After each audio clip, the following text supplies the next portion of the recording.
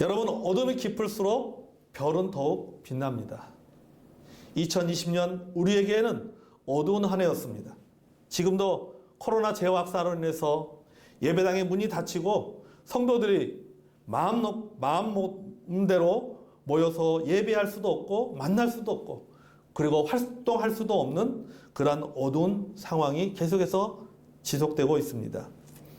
어둠 속에서 이 코로나라고 하는 어둠 속에서 빠져나갈 수 있는 이 출구가 보일 듯 하다가도 다시 보이지 않습니다.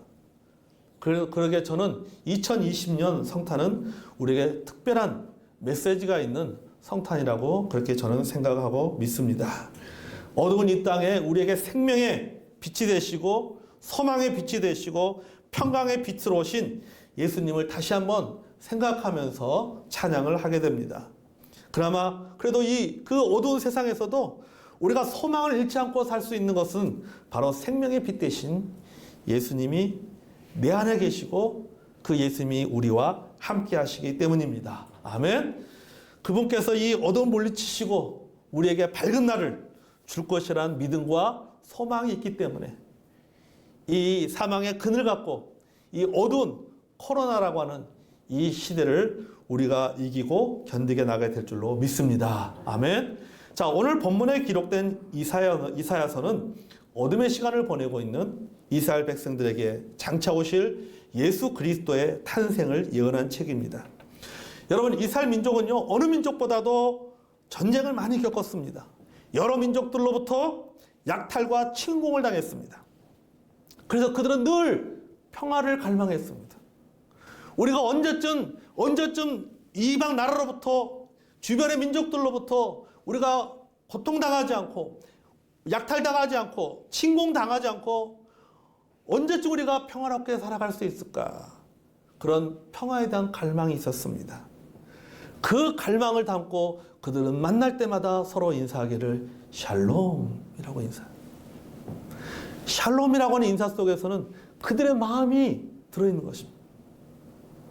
언제쯤 우리가 이 이방 나라로부터 침략당하지 않고 평화롭게 살 수 있는 날이 언젠가. 그날이 빨리 왔으면 좋겠습니다. 그래서 서로 인사하는 거예요. 그 마음을 담아서 간절함을 담아서 샬롬 하고 그들은 인사를 했습니다. 우리 조상들은 안녕하십니까? 라고 인사를 합니다. 이 안녕하십니까? 라고 인사를 하게 된 역사적인 이유도 이 이스라엘 백성들이 샬롬이라고 인사하는 것과 비슷합니다. 우리의 역사를 보면 고려말 무신 정권 시대에 권력을 잡고 있던 무신들이 이 자신들의 그런 그 눈에 벗어나면 자신들의 의견과 다르면은 자신들의 마음에 들지 않으면은 밤마다 지휘 고하를 막론하고 사람들을 막 죽였어요.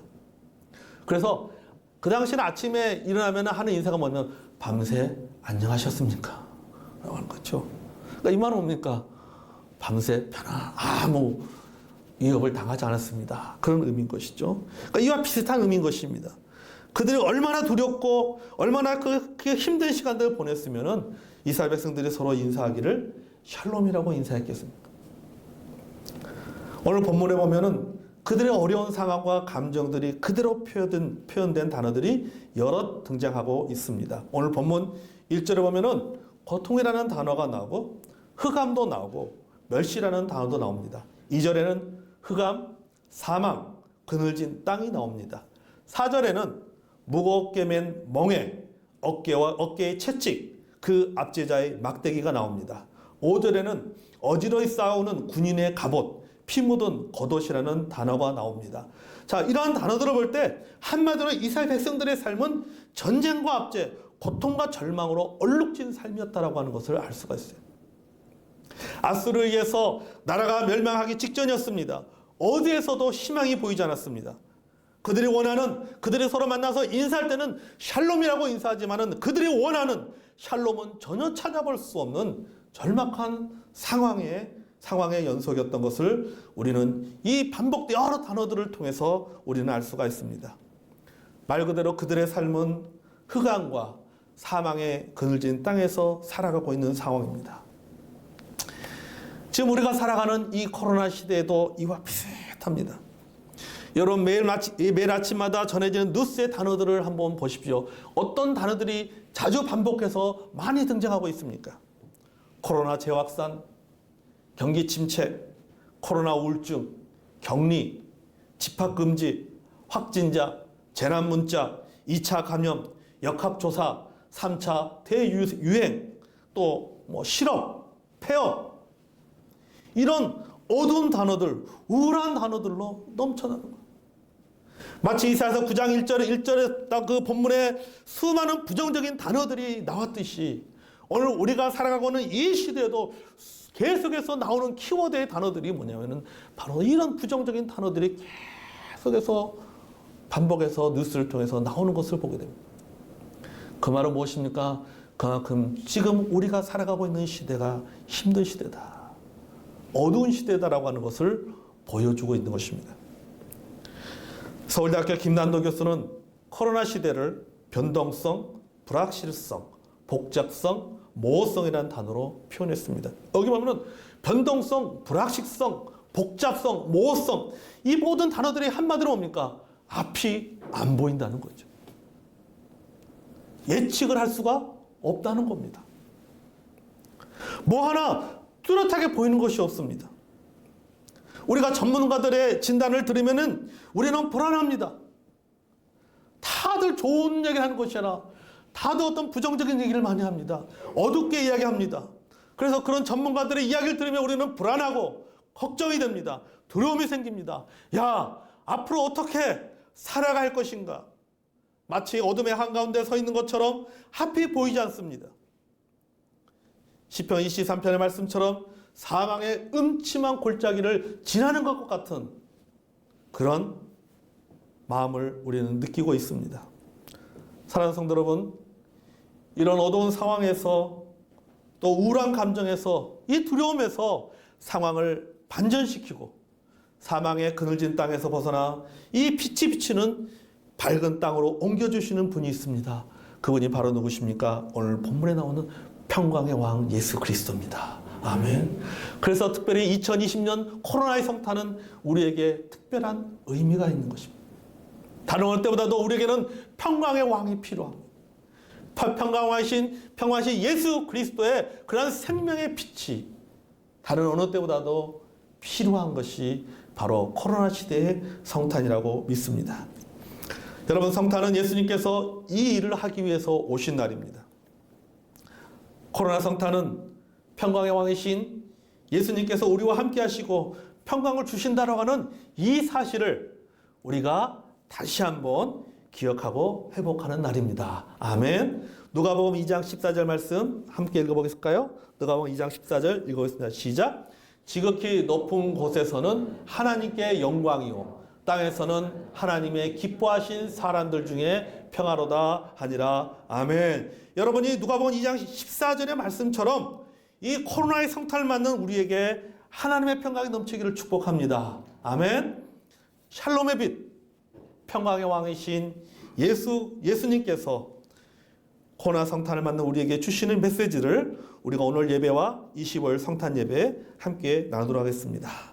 자, 여러분, 오늘 첫 번째 나눕니다. 성탄은 샬롬의 빛 대신 예수님께서 절망적인 인생을 소망의 인생으로 바꾸시는 날입니다. 아멘.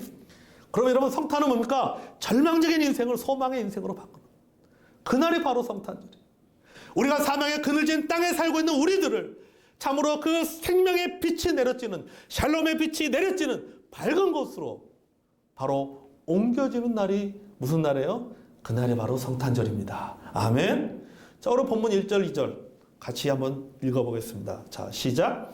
전에 고통받는 자들에게는 흑암이 없으리로다. 옛적에는 여호와께서 스불론 땅과 납달리 땅에 멸시를 당하게 하셨더니 후에는 해변길과 요단 저쪽 이방의 갈릴리를 여호와께서 영원하셨느니라. 흑암에 해가던 백성이 큰 빛을 보고 사망의 그늘진 땅에 거두하던 자에게 빛이 비추도다. 아멘. 자, 여러분, 우리가 여기서 주목해야 될 단어가 있어요. 그게 바로 뭐냐면은 1절 처음에 시작하는 단어입니다. 전에라고 하는 단어. 전에라고 하는 이 접속사에 우리가 주목을 해야 됩니다. 여러분, 이 전에라고 하는 이 접속사에 모든 것이 다 들어가 있는 거예요. 저는 이 본문의 말씀을 읽으면서 전에라고 하는 이 두 글자밖에 안 되는 이 접속사지만은 저는 이 단어를 통해서 너무나도 많은 큰 은혜를 받았어요. 이 전에를 현대인의 성경에서는 그러나로 번역했어요. 그래서 그러나 고통당하는 자들에게는 언제나 절망과 어둠이 계속되는 것은 아니다. 그렇게 현대인의 성경은 번역을 했습니다. 전에를 그러나라고 번역했어요. 영어 성경에는요, nevertheless라고 번역했습니다. 우리말로 하면 그럼에도 불구하고 이렇게 했어요. 그럼에도 불구하고. 자, 이 이사야서 9장 1절의 말씀이 어떻게 시작됩니까? 영어 성경으로 보면 그럼에도 불구하고 이렇게 시작이 되는 거예요. 이 뭡니까? 그럼에도 불구하고 고통받는 자들에게는 흑암이 없으리로다. 저는 여기에 감동을 받았어요. 그럼에도 불구하고.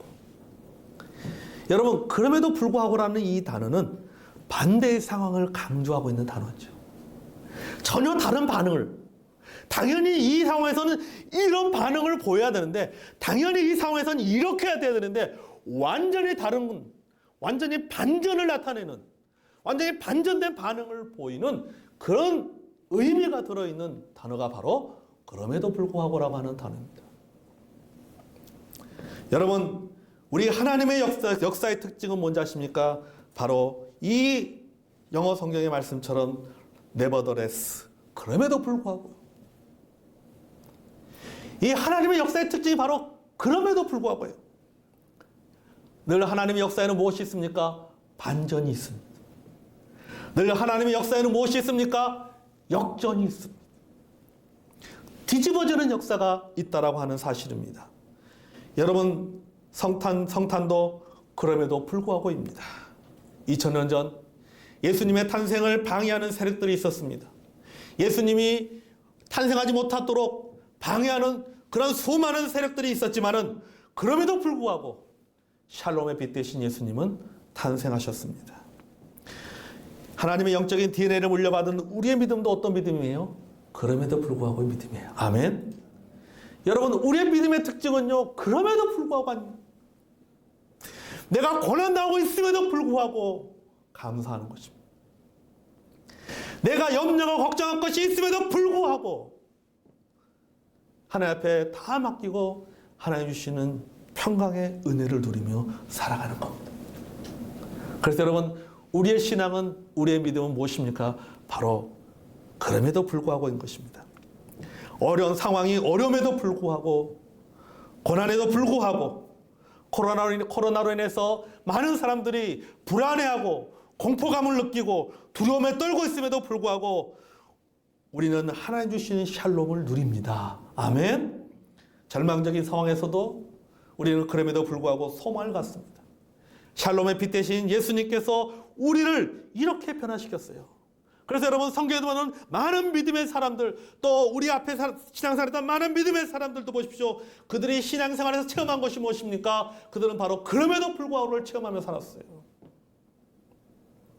여러분, 우리도 우리의 신앙생활을 통해서도 우리도 이 그럼에도 불구하고라는 이 하나님의 역사를 많이 체험하는 저와 여러분이 되기 원합니다. 아멘.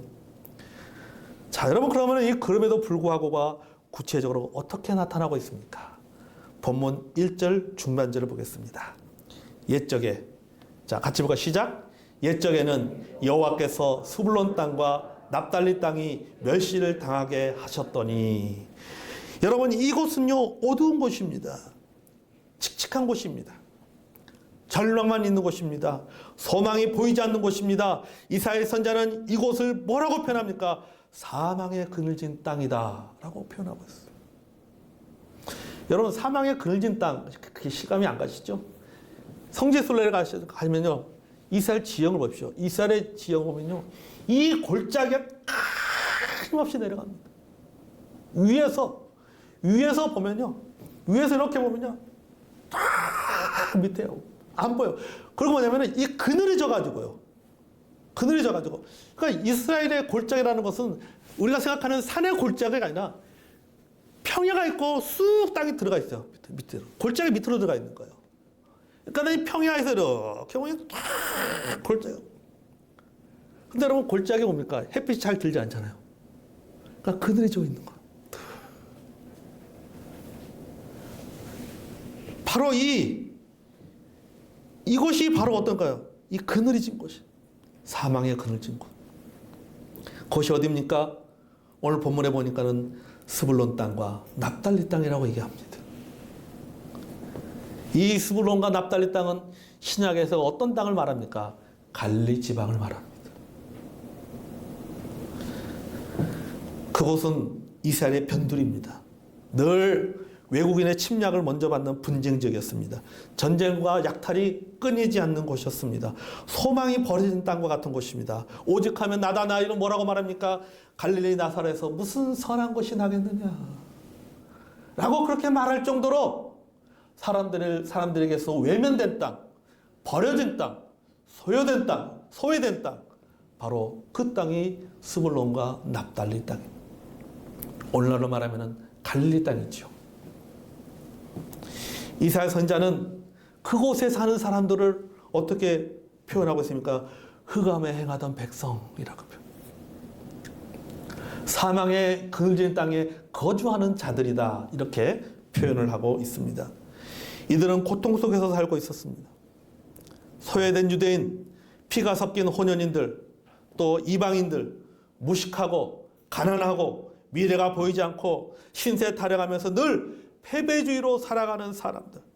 땅만 그늘진 것이 아니라 그곳에 살아가는 사람들의 얼굴도 늘 항상 어둡고 그늘진 얼굴 가운데 미소 가운데 살아가는 사람들이 있는 곳이 바로 이 스불론 땅과 납달리 땅이었어요. 그런데 이곳과 이곳에 사는 사람들에게 그럼에도 불구하고의 역사가 일어납니다. 같이 읽어볼까요? 자, 읽어보세요. 시작.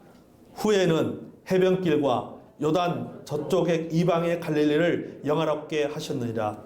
흑암에 행하던 백성이 큰 빛을 보고 사망의 그늘진 땅에 거주하던 자들에게 빛이 비치도다. 아멘. 여러분 이게 뭡니까? 이게 그럼에도 불구하고 일어난 거예요. 큰 빛, 샬롬의 빛이 비추자 절망이 소망이 되었어요. 그늘진 곳이 밝은 곳이 되었습니다. 그렇잖아요. 여러분, 그늘진 땅에 빛이 비치면 그 땅이 뭐가 어떤 땅이 되는 거예요? 밝은 땅이 되는 거예요. 밝은 땅. 응달이 양달이 되었습니다. 자기 민족에게 조차도 소외되는 지역이 이제는 전 세계에 주목받는 곳이 되었습니다. 어떻게 이런 일이 가능합니까? 이사야 선지자가 예언한 대로 샬롬의 왕이신 예수님이 스불론 땅과 납달리 땅에 오셨기 때문에. 그걸 어떻게 할 수 있을까요? 마태복음 4장 12절에서 16절 보겠습니다. 마태복음 4장 12절에서 16절. 자, 같이 한번 읽겠습니다. 시작. 예수께서 요한이 잡혔음을 들으시고 갈릴리로 물려가셨다가 나사렛을 떠나 스불론과 납달리 지경 해변에 있는 가버나움에 가서 사시니 이는 선지자 이사야를 통하여 하신 말씀을 이루려 하셨습니다. 일러스되 스불론 땅과 납달리 땅과 요단강 저쪽 해변길과 이방의 갈릴리여 흑암에 앉은 백성이 큰 빛을 보았고 사망의 땅과 그늘에 앉은 자들에게 빛이 비쳤도다 하였느니라. 아멘. 여기 보십시오. 예수님께서 뭐라고 했습니까? 선지자 이사야를 통하여 하신 말씀을 이루려 하심이라. 그 말씀이 어디 말씀이에요? 이사야서 오늘 본문의 말씀, 이사야서 9장의 말씀이에요. 예수님께서 그곳에 가셨어요. 예수님이 그곳에 가시니까는 그 땅이 영화로운 땅이 되었습니다. 기적을 체험하는 땅이 되었습니다. 구원의 역사가 일어나는 땅이 되었습니다. 죄인이 의인이 되는 땅이 되었습니다. 절망 가운데 살아가는 사람들이 소망을 갖게 되는 땅이 되었습니다. 예수님을 통해서 살아갈 빛을 보았습니다. 예수님께서 여러 가지 많은 일들을 행하셨잖아요. 여러분, 코로나 시대에 성탄을 맞는 우리에게도 이런 놀라운 일들이 계속 일어나기를 축복합니다. 아멘. 코로나의 어둠이 우리를 우울하게 만들 수 있어요. 오늘 우리가 모든 성도들이 함께 나와 예배드리면 얼마나 좋겠습니까? 그러나 예배에 함께 나오지 못하기 때문에 나오신 분들도 우울해질 수 있고 집에서 예배드리는 성도님들도 참 마음에 우울함을 가질 수 있습니다. 코로나가 우리를 방황하게 만들 수 있습니다. 절망에 빠지게 만들 수도 있습니다. 무기력하게 만들 수도 있어요. 그럼에도 불구하고 성탄의 빛은 우리에게 생명을 줍니다. 소망을 줍니다. 출구를 보여줍니다. 기쁨을 줍니다. 행복을 줍니다. 사랑하는 성도 여러분, 추운 겨울날 담벼락에 쪼그리고 다 앉아가지고 기대어서 햇살을 맞던 기억을 한번 떠올려 보십시오. 여러분, 그 담벼락에 툭 쪼그려 앉아서 햇살이 쫙 쬐는 것을 맞고 있을 때, 와, 얼마나 행복합니까? 따스. 추위를 다 잊어버려요. 그렇죠? 추위를 다. 아파트 베란다에 내렸자는 햇살을 다 맞으며 그 따스함을 느꼈던 기억을 한번 떠올려 보십시오. 요새 겨울 때 밖에 바람 불고 춥고 그 햇살이 아파트 베란다 햇살이 쫙 쬐는 베란다에 다 있으면 너무 행복해요. 그냥 그 햇살이 너무너무 행복한 거예요. 서울에서 제가 몇 전에 그 베란다에서 앞에 햇살 다 먼저 제가 그랬어요. 나 오늘 여기서 텐트 치고 자야겠다. 베란다에 텐트 치고 자야겠다. 그냥 거기 서 있는 것만 해도 그 햇살을 맞는 것만 해도 너무너무 행복한 거예요.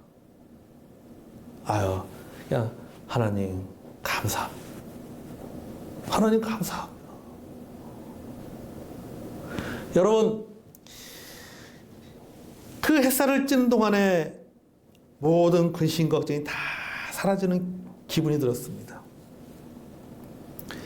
어두운 세상에 그늘질 땅에 샬롬의 빛이 비쳐서 그 샬롬의 빛을 쬐는 그 사람들의 마음이 바로 저와 같은 마음일 거예요.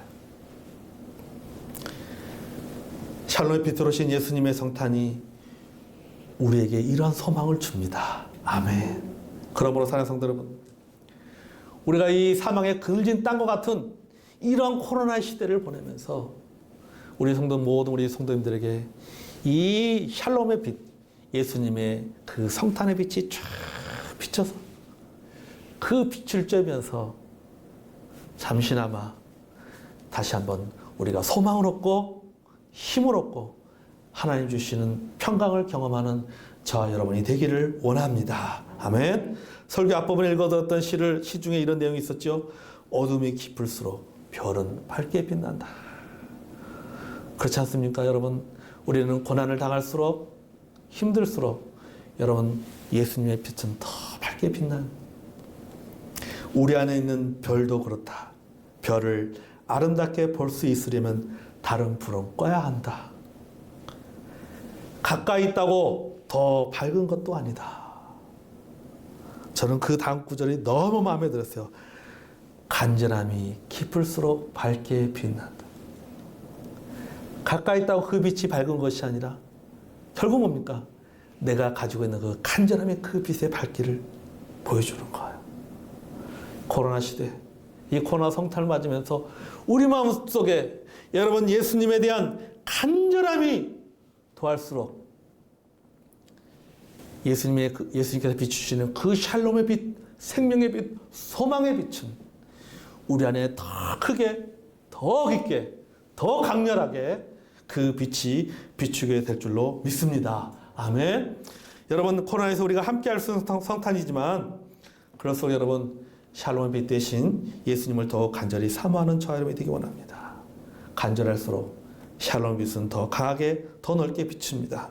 그 빛 속에 그럼에도 불구하고의 역사를 경험하게 될 줄로 믿습니다. 아멘. 코로나 성탄을 맞이해서 우리에게 샬롬 비추시는, 빛을 비추시는 그런 예수님을 다시 한번 기억하고 우리가 절망 중에 사는 것이 아니라 우리 염려하고 걱정하는 것이 사는 것이 아니라 하나님 예수님께서 이 납달리와 수블론